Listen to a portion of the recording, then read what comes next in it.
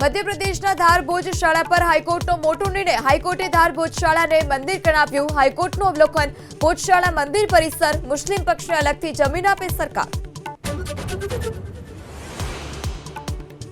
ડોલરની સામે રૂપિયો ફરી રેકોર્ડ નીચલા સ્તરે ગગડીને પહોંચ્યો। પ્રથમવાર 96 પર તો ક્રૂડ ઓઇલના ભાવમાં પણ વધારો। પ્રતિ બેરલ $110 પર।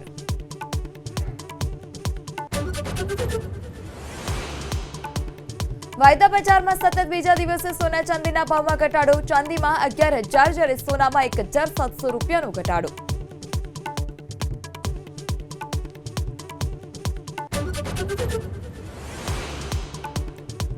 યુદ્ધની સ્થિતિ વચ્ચે સરકારની નાગરિકોને ગભરાહટમાં આવીને સંગ્રહખોરી ન કરવા સૂચના।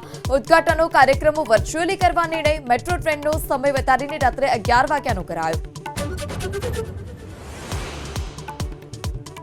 આતંકવાદીઓ દ્વારા જૂના વાહનો મોબાઈલના દુરુપયોગની આશંકાએ એટીએસની કાર્યવાહી। દરેક ખરીદ વેચાણનો ફોટો આઈડી સાથે રેકોર્ડ રાખવો ફરજિયાત।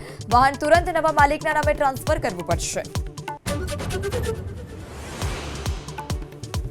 આજે સૌરાષ્ટ્ર કચ્છમાં હીટવેવની આગાહી। 48 કલાક બાદ 2 થી 3 ડિગ્રી તાપમાનમાં ઘટાડો થશે। અમદાવાદમાં 42 ડિગ્રી આસપાસ તાપમાન।